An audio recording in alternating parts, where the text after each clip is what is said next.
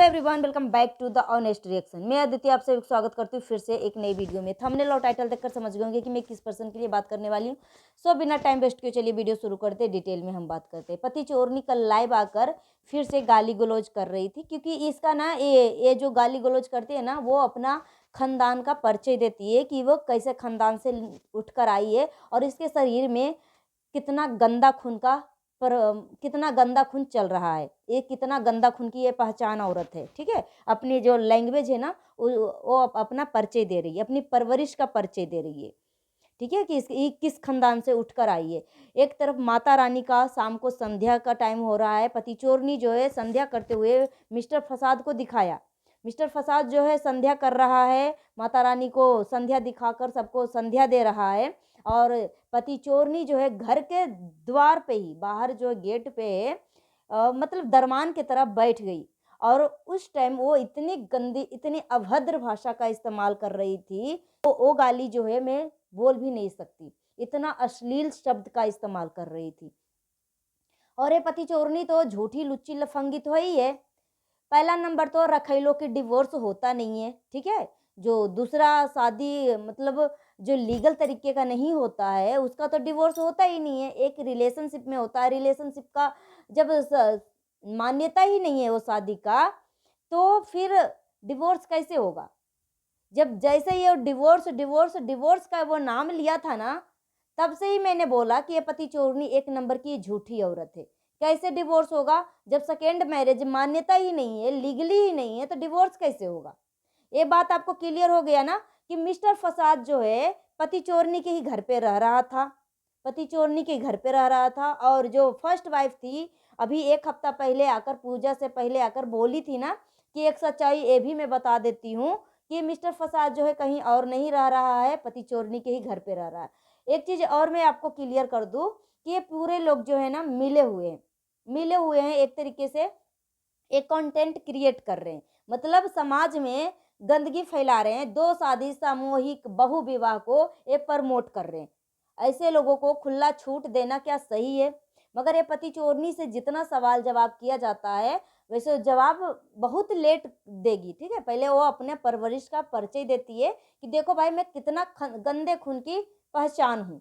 ठीक है, पहले अपने लैंग्वेज से यो मतलब अपनी नीचता का ना ये परिचय दे देती है, परिचय दे देती है। इसमें कोई दोहरा रही नहीं है। ये इतनी नीच औरत है। और मिस्टर जड़ का फंसा तो है ही है, इसमें कोई दोहरा रही नहीं है। और फर्स्ट वाइफ को आज तक हमने देखो भाई, अगर फर्स्ट वाइफ ने आज तक हमारा प्रॉपर चैनल का नाम नहीं लिया, चाहे हमें सपोर्ट नहीं किया, मुझे कोई दिक्कत नहीं है। दीदी, मुझे बहुत सारे कमेंट आए कि दीदी आपने फर्स्ट वाइफ को इतना सपोर्ट किया, इतना उसको मोटिवेट किया, उसको इतना बोलने के लिए प्रोत्साहन दिया, उसको बैक सपोर्ट इतना मतलब हिम्मत दिया कि जो अभी फर्स्ट वाइफ जो भी कुछ भी है ना, वो आपके बदौलत है। Aditya and Ajay blog channel दीदी आपके वजह से है। ठीक है, मगर आज तक फर्स्ट वाइफ मेरे चैनल का और मेरा नाम आज तक नहीं लिया, नहीं लिया। मतलब मुझे कमेंट करके बोलते हैं कि दीदी फर्स्ट वाइफ को आपने सपोर्ट किया ना, वो आपको सपोर्ट कभी नहीं करेगी, आपको चैनल को भी प्रमोट नहीं करेगी। भाई देखो, वो प्रमोट करे ना करे वो उसकी अपनी निजता है, निजता है, अपना उसका विचार है। ठीक है, मगर मैंने एक इंसानियत होने के नाते, एक औरत होने के नाते मैंने उसका दुख दर्द समझा, उसका दुख दर्द को मैंने फील किया।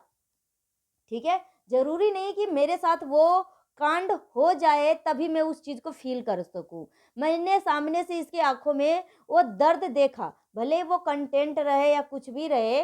मैंने फर्स्ट वाइफ का मैंने दुख को समझा। अब जैसे भी मैंने एक इंसानियत होने के नाते मैंने उसका सपोर्ट किया। बाकी भगवान जानता है।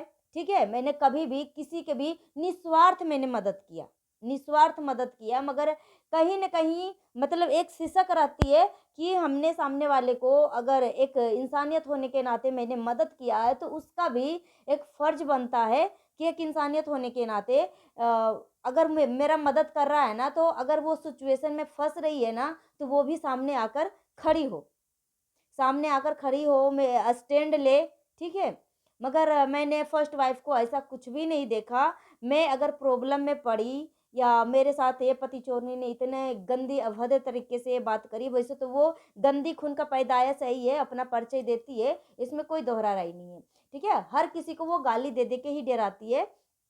तो पति चोरनी का तो गाली से अब कोई डरता भी नहीं है। एक हमारे तरफ कहावत है, कोढ़िया डराए थूक से। ठीक है, एक कोढ़ी इंसान होता है और उस कोढ़ी इंसान से कुछ भी पूछा जाता है ना, तो वो सवालों का जवाब ना देते हुए सामने वाले को बोलता है कि अगर तू हमसे कुछ भी पूछेगा ना, अगर हमसे कोई सवाल जवाब करेगा ना, तो मैं तेरे ऊपर थूक दूंगा। ठीक है, थूक दूंगा तो तू भी मेरे जैसे कोढ़ी हो जाएगा। ठीक है, लांगड़ लोथ हो जाएगा, वो जो भी है। तो इस तरीके से तो यही हाल है पति चोरनी का है।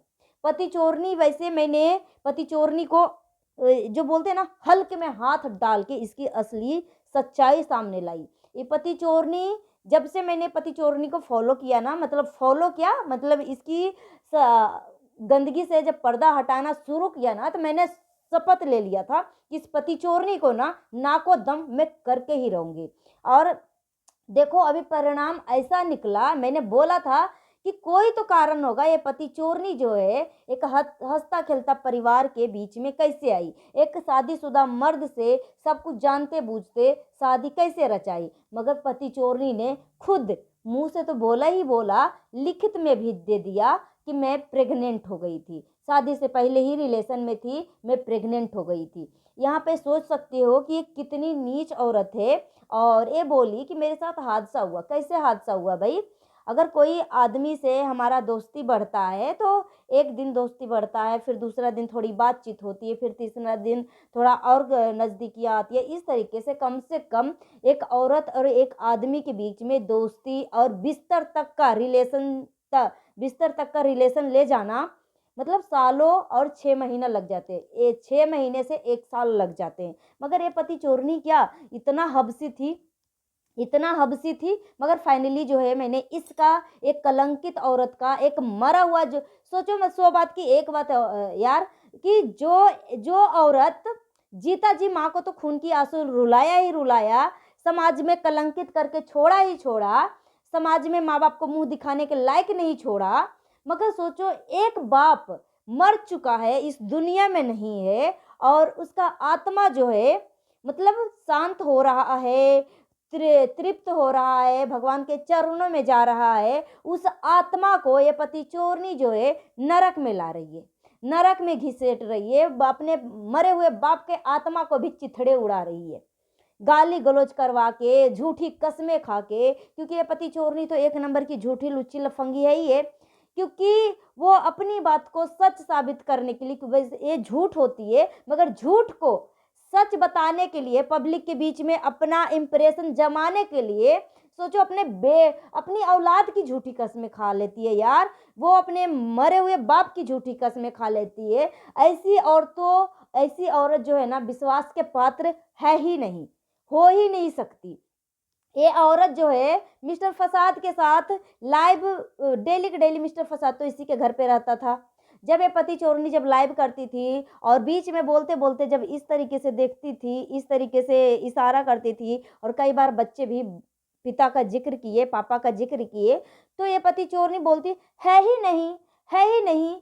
सोचो, मतलब ये औरत पति चोरनी नहीं सोच रही है कि थोड़ा सा चंद चीजों के लिए, चंद पैसों के लिए अपना ईमान, धर्म, करेक्टर, अपना इज्जत, ठीक है, सब कुछ ये बेच के खा गई है औरत, सब कुछ बेच के खा गई।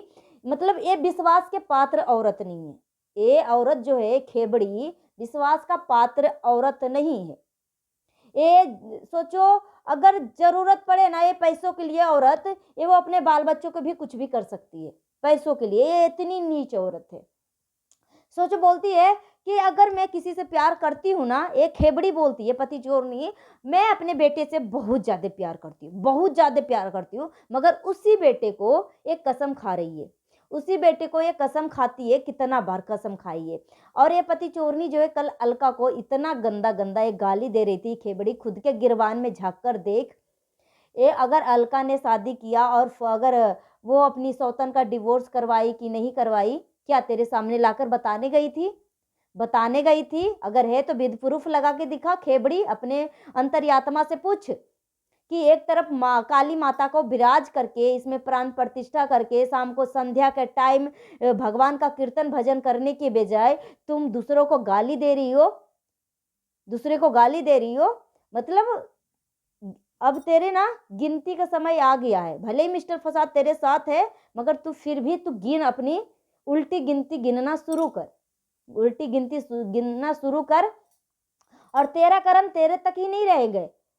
इसका जो भी तू जो कुछ किया है ना, तेरे बच्चे जो है ना समाज में वो चीजें करेंगे ना कि तू देखने के लायक नहीं रहेगी। और ये पति चोरनी हर किसी को बोलती है, चिथड़े उड़ जाएंगे, चिथड़े उड़ जाएंगे। भगवान करे तेरा चिथड़ा उड़ जाए, ठीक है, सूद सहित तेरा चिथड़ा उड़ जाए। जो दूसरे को तू चिथड़ा उड़ा रही है ना, तेरा चिथड़ा उड़ जाए, आज मैं बोल रही हूँ।